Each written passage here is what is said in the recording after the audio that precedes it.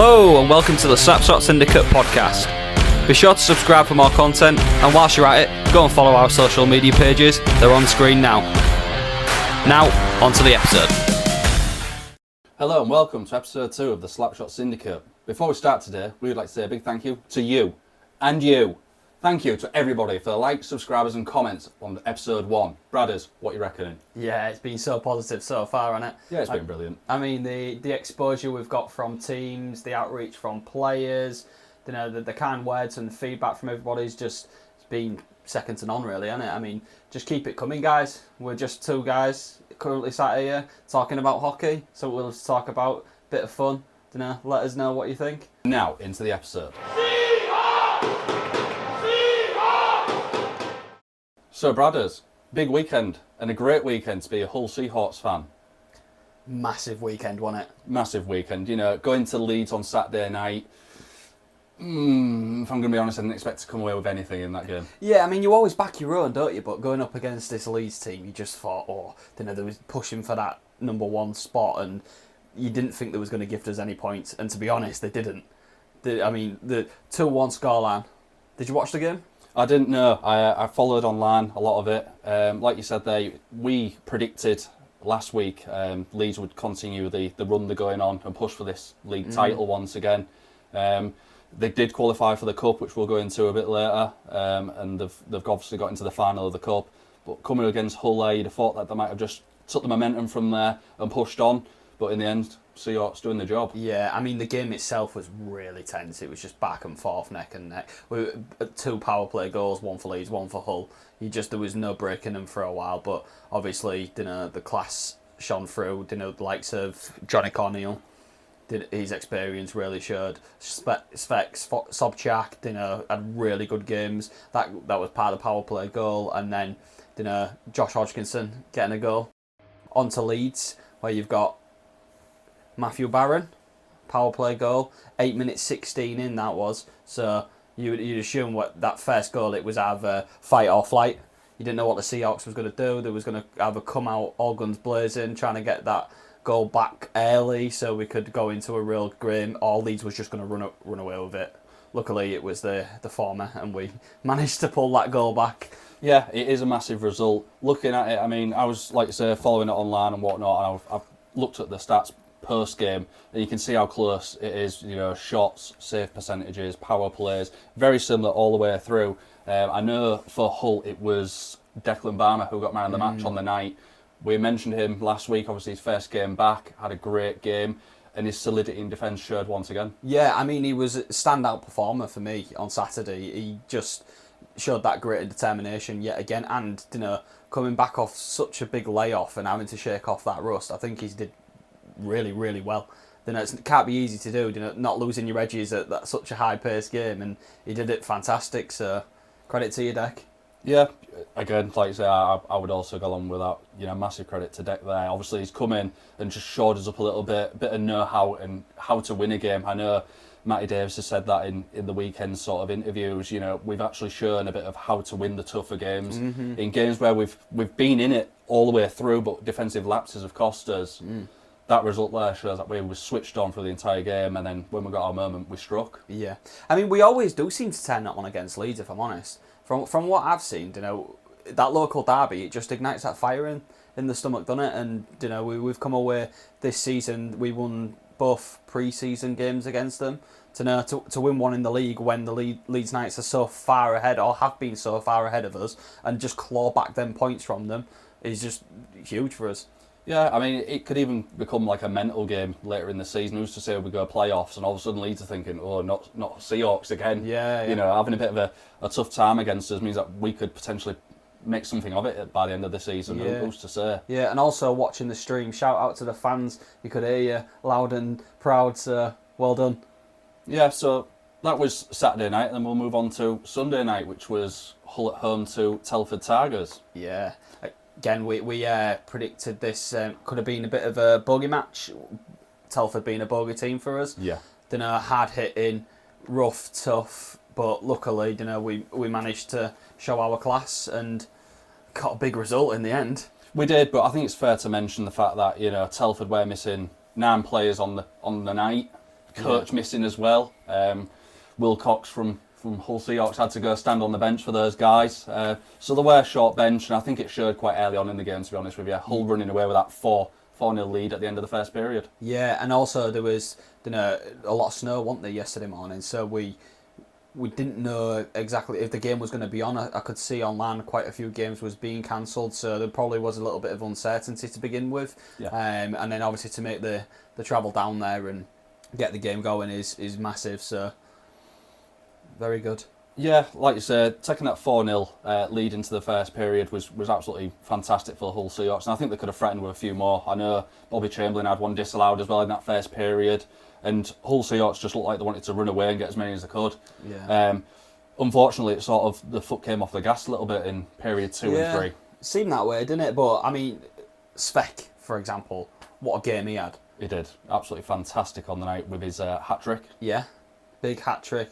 I mean, you take that hat trick away, and all of a sudden the game's level. So yeah, exactly that. He very much, for me anyway, was the difference between us winning that game and securing them points quite early on. Yeah. There are other players to mention who had an absolute blinder of a game was Bobby Chamberlain. Yeah. He just seemed to be all over the ice. The energy that he injects in them games is just huge out there. And again, especially against a team like Telford, who are hard hitting and gritty, to have your captain and enforcer out there putting in the hits that he needs to is just builds a lot of confidence, in my opinion. Yeah, a player for me that I would like to mention at this point is Jason Hewitt once again. We mentioned getting that big game-winning goal last week, and how would that push him on to potentially get more goals? And then he follows it up with another one against Telford. So, it just shows a lot of players are now starting to hit that nice little bit of form, getting points, getting goals, and that's showing on the goal score line and the results we're getting as well. Yeah, and such a high-scoring game as well for not a lot of penalties. No, definitely. I think that's been a bit of a Hull sort of play at the minute, where we've stopped taking as many stupid penalties and, keeping 5-on-5 as much as we can and, keeping our solidarity in there, and we're seeing games out and winning them. Yeah, definitely. But also, hats off to Telford, because that they really did start pulling back at one point. I think us in the crowd, we were getting a little bit worried. Don't get me wrong, they weren't like very close, but there was a couple of goals, and you thought if they score again, this momentum could switch massively, and before you know it, we're on the back foot chasing the game again. Yeah, I think it was 5-1 at the point, and then all of a sudden 5-2 and 5-3 came, and all of a sudden you thought, oh, hang on a minute, have we taken our foot off the gas too soon? And Telford started to get a bit of momentum about them. Yeah. Well, very good side. All in all, good weekend really for us. Come away with big 4 points. Yeah, great weekend. You can't ask for much more. Back-to-back 4-point weekends. Yeah. Next weekend's going to be a tough one. We'll come into that when we talk about the fixtures later on. But all in all, great weekend. Yeah.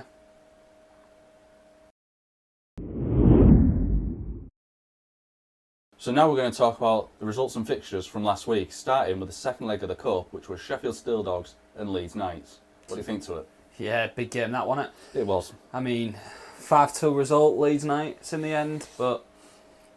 Yeah, I know, after the first leg, where Sheffield came back at 59-59 to make it 2-2 in Leeds, and then they bring it back to the home, and you think, right, you go 2-0 up, you're 4-2 up in the tie, you think, just be professional, play the game, see it out, and keep yourself going, and then to just literally fall off and allow Leeds 5 unanswered. I know, I mean, we can't obviously look past Leeds, they're a classy team, they've got the quality there, but you must be disappointed if you're Sheffield.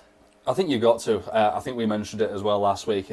For Sheffield, with the new formation that they've tried to put in there and the structure they've put in place, this would have been a massive, massive win for them. Yeah. Going into that final, going to play for a cup, would have just been the real icing on the cake for this first season. Yeah, and obviously looking at the season they had last year in comparison to how they've been kicking forward this year, you really want that. Yeah, well, like you say, for me, I kind of backed Leeds the entire way. They've got the experience, they've got the know-how, and it obviously showed coming from 2-0 down on the night. Yeah, fair play to them. Good luck in the final. Yeah. So now we're going to move into the league fixtures from last week, starting with New Year's Day, I believe it was. Was indeed. So we'll get those up and have a look. So yeah, it was New Year's Day, and it was Swindon Wildcats and Bristol Pitbulls. I mean, there's nothing stopping this Swindon team at the moment, is there? Absolutely not. I know we both backed this Swindon team to win that game, and they didn't just win, they ran over the Pitbulls in the end, didn't they? The momentum they've built is just amazing. I mean, to run over a team like Pitbulls, but 8-1, you just... It's just pure demolition, isn't it? Yeah. I mean, just look at the goal tally. Yeah. It's absolutely crazy. First goal 2 minutes 29 in, and then they just started as the mean to go Set on. the pace, didn't they? And just kept going from there. Bristol only getting their goal towards the very end of the game. It's pretty damning, that one. Yeah, maybe one to forget for you, Bristol, unfortunately. So then we moved on to the 3rd of January, and we had Romford Raiders versus Milton Keynes Lightning. This was a lot closer than what I anticipated, with Milton Keynes just taking the overtime win 5-4. Yeah. I mean, if you're Romford Raiders and you're 4-4 going into overtime, what are you thinking? I mean, are you shocked? Are you just buzzing, high off life? I don't know. But then again, you get that close and then to lose in overtime, it's just... But as a Romford fan, would you rather lose that, but then get to the final of the Cup the way they did against Milton Keynes? Yeah, very true. Very true. And then you look at that result against a very good Milton Keynes side, and they did take them to overtime, which is, for me, where Leeds needs to be a bit careful, because it shows that Romford have got a bit about them. Yeah. Maybe Milton Keynes owed them this one then. Maybe so. So we went into the 4th of January for the next set of fixtures, starting with Swindon Wildcats again against Romford Raiders. Yeah, a lot closer than I anticipated. A lot closer. 4-2 result to Swindon in the end. Yeah, I think we said this was going to be a walkover.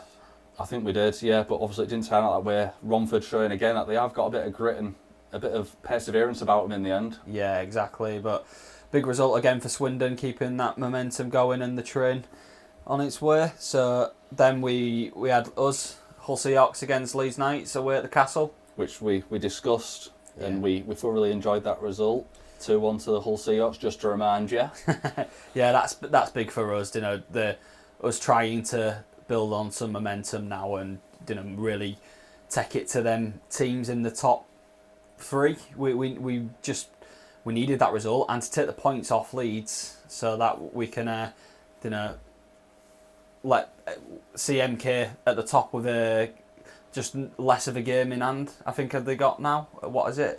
Yeah, I think once Leeds play their 2 games in hand, it'll still mean that Milton Keynes will be a point ahead in the league. So now it's actually in their own hands now, not worrying about whether Leeds will be ahead of them or not. Yeah, exactly.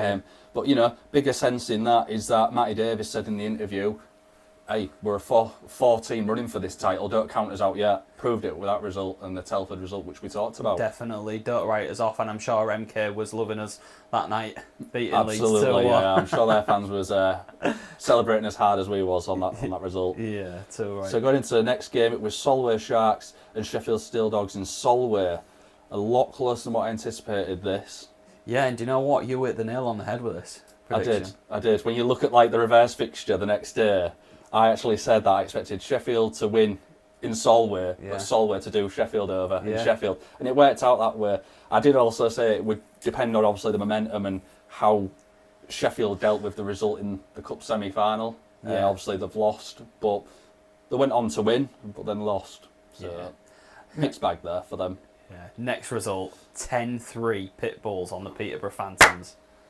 Wow. How do you like that? I mean, that's a statement. That is a statement result there. Fair play to you, Bristol, on that one. Yeah, tip of the hat on that one. Yeah, if you're pulling out results like that, no one can write it off. It just needs to be consistent. Absolutely. And the final game of that sort of, on that match day, was Milton Keynes and the Berkshire Bees. 5-0. We mentioned Berkshire Bees last week, and we don't really want to bash them too much, but they're a struggling side, aren't they? Looking at that there, and coming away without a goal, though, I mean, it's got to be disheartening, hasn't it? Yeah, but we've said it before, and we said it last week. Fair credit to them for plugging on, keep battling away as they are. Yeah, and MK are a really, really good team. We all know that. So they're top of the league for a reason. Exactly. You know what you need to be chasing now. Yeah. So moving on to the 5th of Jan, the first fixture on that day was Sheffield Steel Dogs and Solway Sharks, which I just briefly touched on. Solway coming away with a 3-2 win. Yeah, travel really was a difference, wasn't it? It was in the end, and I just had a feeling when we was predicting these results that it would go that way. Yeah. Romford Raiders against Swindon. Swindon again. an absolute machine, just plugging away, smashing through. 5-2. Again, their goal tally must be huge at the minute and ever increasing. So. Yeah, there's some serious firepower in that team at the minute, and they are just churning through results. Yeah, it's weird really because we're Hull fans, but you can really appreciate what other teams are doing. And when you look at this Swindon team, I know we've touched on it before, but there just seems to be no stopping them. I think you've just got to appreciate, what quality is in our league and the game we're playing. It's absolutely fantastic to see another team that, to be fair, nobody's made a massive fuss about. We said it last week, they're just slowly going, Yeah. and all of a sudden, Yeah. we'll have a look at the table after we've mentioned these results, but I can tell you now, they're second in the league. Yeah, definitely, mate. Then we've got the Peterborough Phantoms against the Bristol Pitbulls again, 2-1 overtime. It's a bit of a different result there, isn't it? Yeah. Phantoms coming out just with the edged win there. I think they'll be quite happy with that one to take the 2 points on that night. Yeah. And then the Hull Seahawks against Telford Tigers, 7-4. Declared the kitties, some would say. Yeah. It's all right, boys. Kitty don't bite. Not now she's been fed. Hey, lover? Do we, So moving on to the last fixture of that weekend, here's another big one. Berkshire Bees 4, Leeds Knights 2. I mean, what happened there?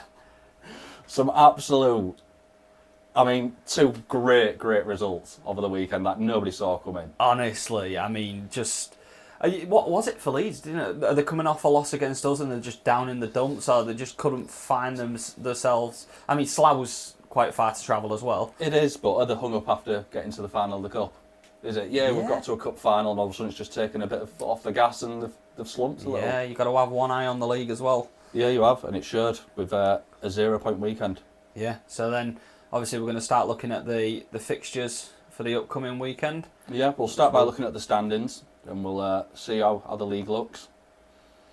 So as we stated, Milton Keynes are top, 52 points. Behind them, on the same amount of games played, is the Swindon Wildcats, 48 points. So still a nice little 4-point gap there. Yeah, both 33 games played. So. I'm sure them two will go head to head again at some point. Yeah. And it could be massively important towards the league title there. Perhaps a game of chicken in the next couple of weeks to know who's gonna take the points from them. Well, maybe the eyes still start to look at those two, and Leeds, 2 games behind, are just sitting there now waiting for their chance just to move back in there. Leeds, 31 games played, 47 points, so just a point behind Swindon. Yeah, and as you touched upon earlier, they've got 47 points, 2 games in hand on Swindon and MK, but even if they win both of those games, it only puts them on 51. It only puts them on 51, just above Swindon, so really is in MK's hands at the minute. Yeah, and then we move into 4th spot, which is the Hull Seahawks, 32 played, so a game still to be had on Milton Keynes and Swindon. We have 39 points, so we're still a good 8 points behind Leeds. Yeah, and for me, again, we'd mentioned it on the last episode, but this race between 4th and 7th and how close it is in that table. I mean, luckily for us, we've just managed to come off the back of a 4-point weekend. But you look how that's actually affected us now. So 5th place will be Sheffield Steel Dogs, and we've got 3 points on them. So we've opened up a nice little point gap there after having a nice 4-point weekend, which could be massive towards the end. Yeah, it could be. I mean, that could be the quality that's just needed. I mean, when you look at the Coventry playoffs, anything happens there, that's the top 4 teams. So yeah, exactly. You can't write them off. No. So moving into 6th position, we've got Romford Raiders, 7 Peterborough Phantoms, 8th Solway Sharks, 9th is Bristol Pitbulls, they've moved up a slot, 10th Telford Tigers, they've slumped after the defeat to Hull Seahawks, and 11th is Berkshire Bees, and that rounds up the league's fixtures this week. So moving on then to this week's Stars of the Week. In 3rd place, we've got Adam Rosebottom. Yeah, for the Bees.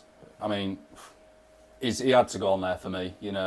4-point night against Leeds Knights in that big win that they got. I mean, he has to go on there for me just for that. Yeah, definitely. I mean, we've obviously touched upon it, but the form that the Berkshire Bees have found themselves in, for him to pull that result away from them, you can't. It's massive for them. I mean, they would have never expected to have gone, and got that result, as nobody would have done. So to come out of there with a win, one of your main men there comes out with a 4-point night. I mean, kudos to them. Big celebrations. Yeah, for them. credit where credit due. Well done, Adam. Our second star of the week was Emil Svek for the Hull Seahawks. Yeah. Obviously, we saw this performance live and in person, and wow. How could he not be up there? Well, funny story for all of you out there. My old man was sat next to me, and in the first sort of minute, Svek went through on goal and clapped one, or should have done. And my old man gave him a bit of grief, and he turned around and shouted back, and it sort of spared him on for the rest of the night after that, because he went on to get his hat-trick. Yeah, so a big shout out to Darren Corcoran. Cheers, Dad, you give me absolute grief.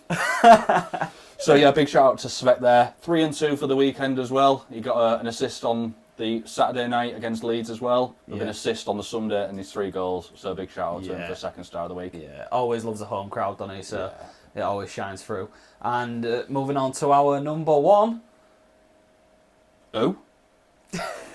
Yeah, before we say this, I think we have to apologise, because we was a bit ignorant to this player, and we can't say we knew a lot about him when we started this, but he's popping up everywhere at the minute. Yeah, we have to apologise. We was not familiar with your game, apparently, and you've taken it real personal and decided to just go bag up.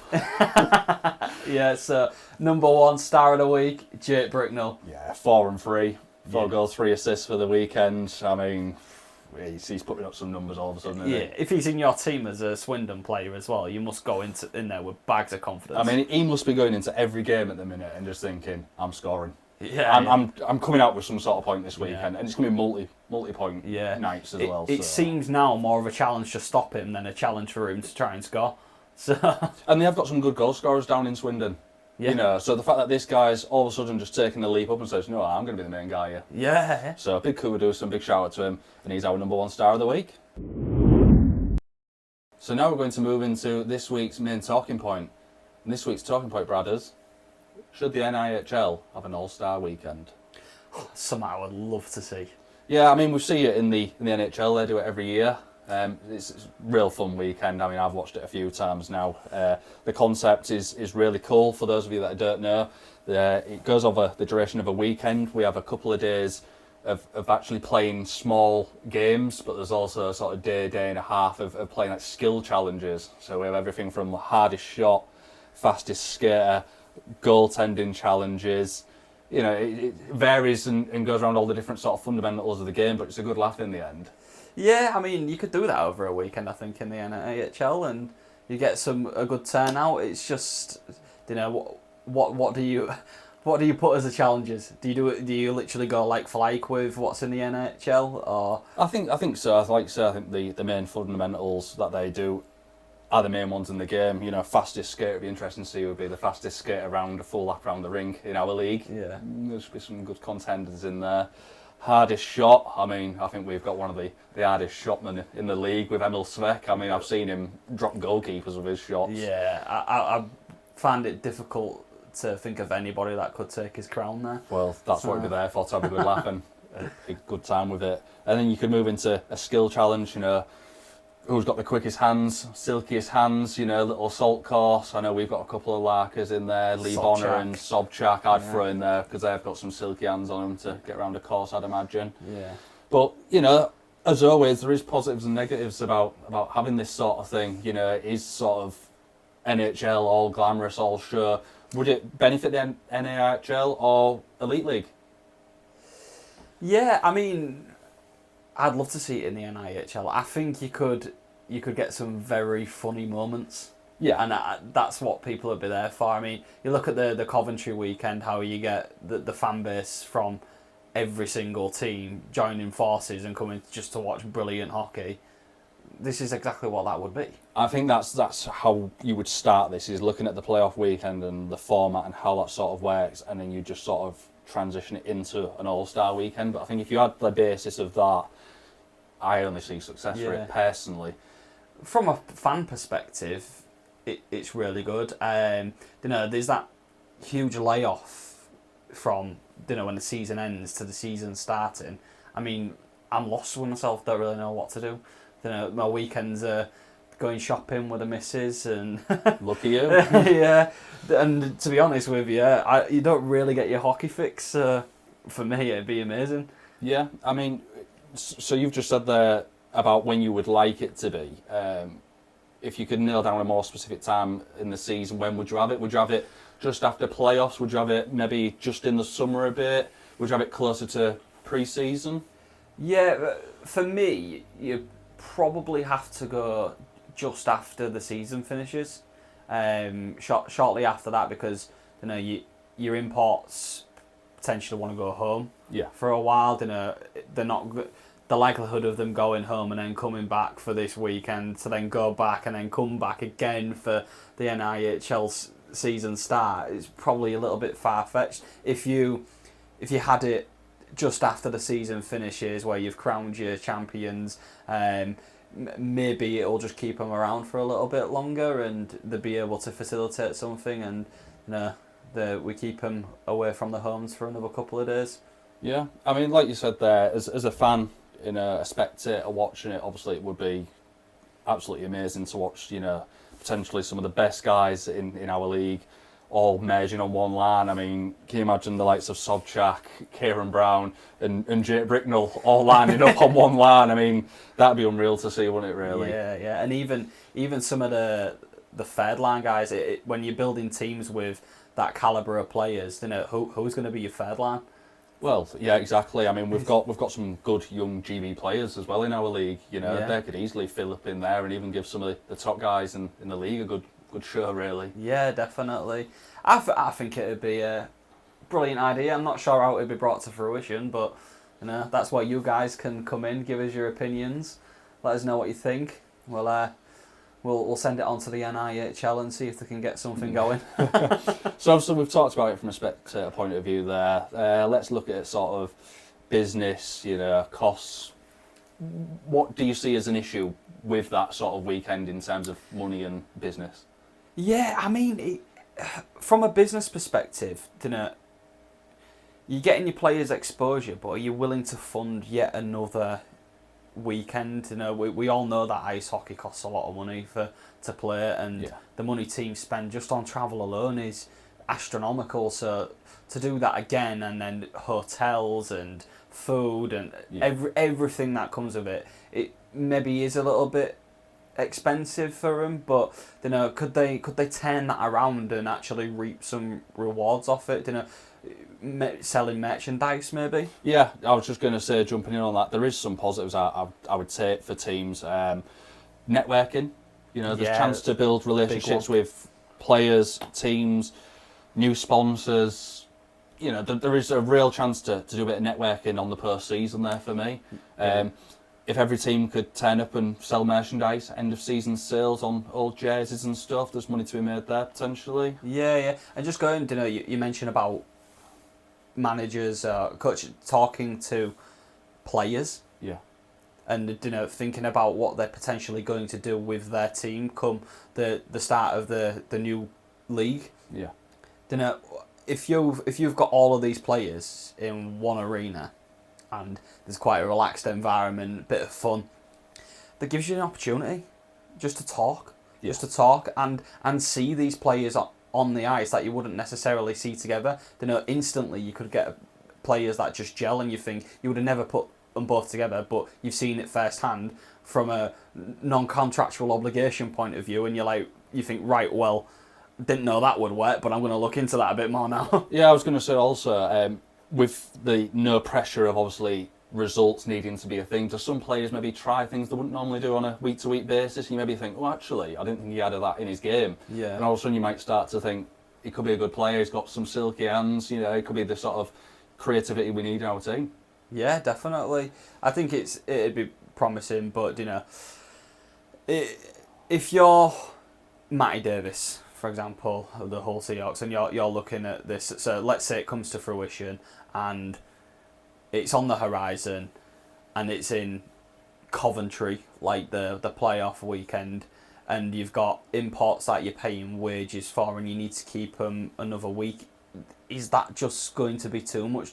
How fine could the margins be for what they've got to play with, or do they need to get even more sponsorship? There's lots of if, buts, and maybes, and not a lot of absolutes. So I think from my side, I think it's a really good talking point. We're not going to do the NIHL's job for them, That's maybe for them to figure out. But from our perspective, I think it's something that's exciting. Yeah, I know we talked before we started recording about this just to put some ideas together, and we talked about location. I know obviously you'd say Coventry because we play our playoffs there, but would Coventry be the best place to do it? Travel, does that mean that the north side of the country is going back to Coventry again? Yeah. You've got to find that balance, like you say.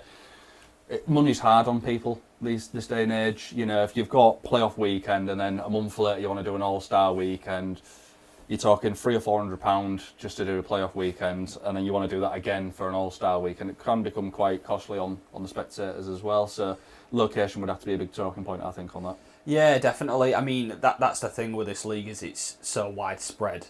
We've played a bit of recreational football, and you don't really want to travel to the other side of the Hull.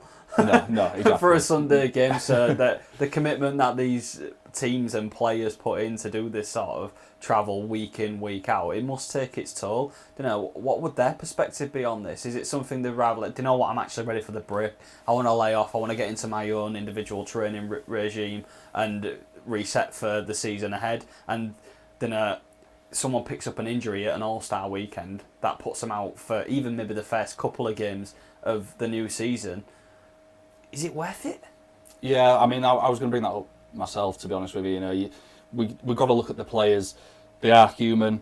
At our level that we're watching, they are working Monday to Friday. Do they really want to then think, oh, I've got another weekend where I feel obligated to go and, perform and show off and be a part of? I think some of them will look forward to the end of the season in some respects and just be like, right, I can sort of have my time again now. Yeah. A lot of the guys we hear about, play injured, hurt a lot of the time, so they'll just want the season to be over so they can just focus on their recovery and rehabilitation right through.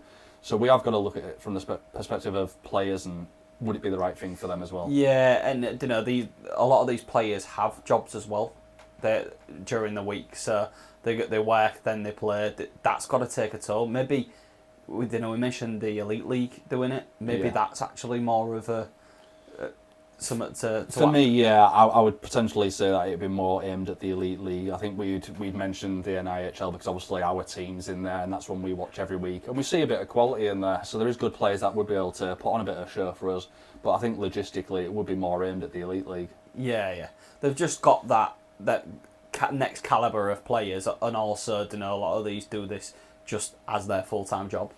Well, that's it, yeah. And they are signed on to sort of be the showpieces, and they are signed to the club to do these extra jobs, tasks, activities. And they have the infrastructure. I mean, most of the stadiums that are played in the Elite League could host any sort of these weekends, let's be honest. There's some great rinks in the Elite League. Definitely. And you just think, the exposure as well, the Elite League and the NIHL run simultaneously against each other. So when we're going to watch our team, the Elite League's playing, but if this was done at a period where both teams are finished, we're probably more likely to go watch the Elite, travel and go watch the All-Star weekend that they're doing, because we're available to do so. Yeah, I suppose, like you say, with the schedule, it does open up to potentially us going and watching the Elite League side of it. I know we've tried and our best to go and watch the odd little Elite League game when we can, so yeah, going to watch an All-Star game might just pique your interest a little more. You might want to go watch a bit more Elite League. So there's potential to cross the leagues and see a bit more variety in ice hockey. Yeah, definitely. I mean, it's not got the best exposure in this country. No. How better to build it than to showcase what you've got on offer? Yeah, with a bit of fun and a bit of, not full commitment. The players can have a bit of a laugh, a joke, and enjoy the game they play while putting on a bit of show for everybody. I mean, what better than that and better exposure for the sport? Yeah, definitely. I mean, you could make a laugh of it. You could have just people doing face-offs.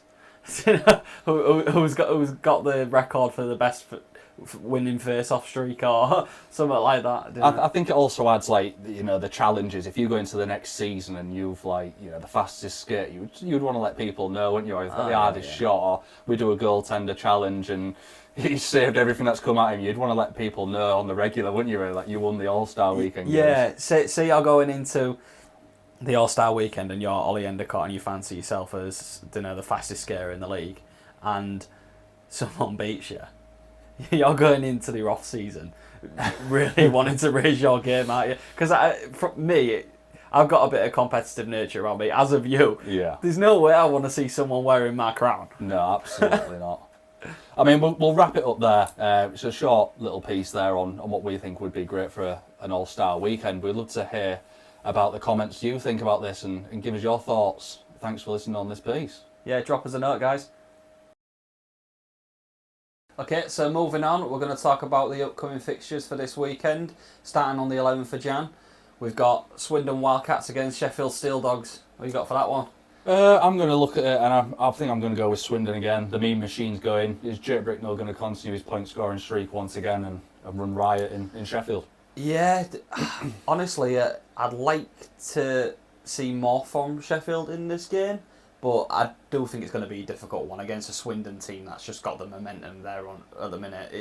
It's going to be hard, so I think I'll have to go Swindon as well. Yeah, I mean, the thing is to watch out for here with Sheffield's obviously their imports. You know, Walker Somers on fan form as well. True. You know, if he can rally the rest of the Steel Dogs, they might be able to put up a bit of a fight in this game. They've shown that they can. They've shown that they'll be able to be up there with the best of them, so what better way to do it than against Swindon? Yeah, but once again, I'm just going to go with Swindon for this one. Yeah, same. So then we move on to Solway Sharks against the Peterborough Phantoms. I think it's a difficult game to call, this one. You know, looking at Peterborough last weekend, you know, getting a bit of a good hard in, and then taking it in a nice overtime win. But I don't know where to go with this one, you? I think Solway might do this one, just because of the travel. I was edging towards Solway. After last weekend's result for Peterborough, I just think they might be on a bit of a downer, and I think Solway have got something to go for there. Yeah. Then Pitbulls against Leeds Knights. Again, this one's an hard one to judge. You know, face value, Leeds Knights walk all over Pitbulls there, but after watching what Pitbulls did to Peterborough, you know, they got a bit of head of steam about them, and they go at the Leeds Knights. Yeah, I was just going to say, on paper you'd have Leeds every single day, but I don't know, I think there could be a bit of an upset. I'm going to be controversial on this, and I'm going to go Pitbulls. Yeah, well, I'll go Leeds then. Oh, see you next week for that one. Then MK against Hull. You know, a massive weekend, this one for Hull Seahawks. I know we said it about the previous fixtures, but this one is massive. You know, Saturday we've got top of the league. Yeah. This weekend could be season defining for us. Yeah, I mean, if we was to potentially take 3-4 points again, I mean, that is a real statement to the rest of the league, and there's no reason why we can't then push on and potentially go for a third, second, and keep an eye on top spot. Yeah, definitely. I mean, Milton Keynes, a solid team. They'll show up to every single game. You know, the only thing we've got is we have had them lapses, and will they capitalise on that? You know, if we have a slump for 10 minutes or a period, the MK could potentially score 3 or 4 past us quite easily. If Hull go into that game and defend solidly like they did against Leeds Knights, and if the likes of Emil Svek, who obviously got his hat-trick over the weekend, if he can continue that form into that game, then I can see potentially Seahawks getting some out of it. I'm not going to go against my own. I think we've got some momentum building now, and the guys can see the finish line, so they know what they need to do to get there, and they'll show up for this one. So, challenge for you, MK. Then, final fixture on Saturday is Telford Tigers and Romford. Again, another hard to call game for me. You know, if Telford are still missing guys there, if they're still on a bit of a slump after, you know, this weekend, I can see Romford taking it. Romford have got a nice bit of, you know, play about them at the minute. You know, against that cup final, I think that'll still give them a bit of motivation, a bit of edge. Yeah, I think Romford will do them quite easy, to be honest. Do you think? Yeah, I don't think there's going to be much of a challenge from Telford's point of view. Seeing them yesterday, I mean, I know they struggled with numbers, but even when they was on the ice to begin with, they just looked a bit flat. Hopefully they'll prove us wrong and they'll come out there with all guns blazing. But I just see Romford maybe at least 5 goals ahead. So. That is a bold shout really for that fixture. Yeah. So moving on to the 12th of January, we've got the Sunday fixtures, starting with the Solway Sharks and the Peterborough Phantoms again. Yeah, so a double header weekend for those two. You know, I might just stick with with Solway on that one. And we've discussed obviously the ins and outs of that potential fixture. I'm going to go Solway for that one. Yeah, I'll stick with. I think if Solway do beat them on the Saturday, as I suggested, I think they'll carry that over into the Sunday. And the thing is, when you've got a double header, you don't want to come away 1-1, do you? You want to come away with everything. Yeah, absolutely. So, yeah, I think the same as you there, mate. And then we've got Leeds United against the Bristol Pitbulls again. So another double header fixture for the weekend. Yeah, I will just stick with Leeds on that one again. You know, as much as Bristol I've got a bit about them, I don't think they'll take both games. They might take one. Yeah, so you're just taking the words out of mouth there. I think they've maybe got the first one in the bag. But 2's a push, innit? 2's a push. I mean, if they can come off, that's possibly the best weekend in the league so far. Yeah. In my opinion. Definitely. Then moving on to Romford Raiders against the Sheffield Steel Dogs. For me, I'm going to go for Sheffield on this one. Again, like I mentioned, Sheffield's imports, if those guys turn up on the night, I think, they potentially run riot in Romford. As good as Romford are, and they will pick up more results, and, I've got some good results in recent weeks. There's just something about the Sheffield side where I think if they go and play a team sort of in that 4th to 8th space, Sheffield seems to get a bit out of it. Yeah, I sort of agree with you. However, I can't help but feel that Steel Dogs have got Swindon the day before. Yeah, that's that could be a defining point on that as well. But if they take a heavy defeat against Swindon, then how much energy is that going to zap out of them for the Sunday? Well, and it could demotivate them massively if they take a heavy beat in there. Yeah, I'm going to go for the Raiders on that one as well. Interesting. Yeah. So, big game Sunday, the one we'll be attending as well. We've got Hull Seahawks against Swindon Wildcats. I know we say we should never go against your home team, but unfortunately I will go against my home team on this one. Jake Bricknell and the gang come into Hull, and I think they'll, like you say, if there's a lapse, any sort of mix-up in that Hull team, and Swindon will capitalise. It's not of if, they will. They've got a solid D as well, Swindon, haven't they? Like Tyler Plows. I mean, he's a big boy. Yeah, and Rennie Ma in between the pipes. We mentioned him last week, obviously getting a star of the week. He could sign up and just. Yeah, but on the flip side of that, Plows is a good D man. So is Barmer. So is Phillips. We've got some. I thought you was going to say maybe a bit of fisticuffs then. We didn't get it from the Telford and Seahawks game with Deacon and Deck, so maybe we're going to get Plows and Deck instead. Ooh. Please just give me it, please. We are going to introduce a Slapshot Syndicate belt for Hard Man of the League, so should we call this one? Well, I'd go Deck for this. If them two drop the gloves, I'd go for Deck. Would you? Yeah, I would. I think it'd be a good battle. But yeah, I'm not, like I said, I'm never going to go against my own, as I won't do for the result. I think we're going to come away with a point there. I don't think Matt is going to let them boys go into there and not come away with some points this weekend, especially knowing how much it means to us. I think we might have their number. We'll see, won't we? Maybe the ones that stop the train. Yeah. We'll see. And then the last game on Sunday, 6 o'clock is the Berkshire Bees against Milton Keynes. Yeah, for me, I only see Milton Keynes winning this game. As much as the Bees give it a good go against Leeds and did get the result and deservedly got the result, I just think, depending on what happens with Milton Keynes and Hull the night before, it could be a massive game for Milton Keynes to actually get back on track. I don't think that MK will have to get out of second gear, to be honest.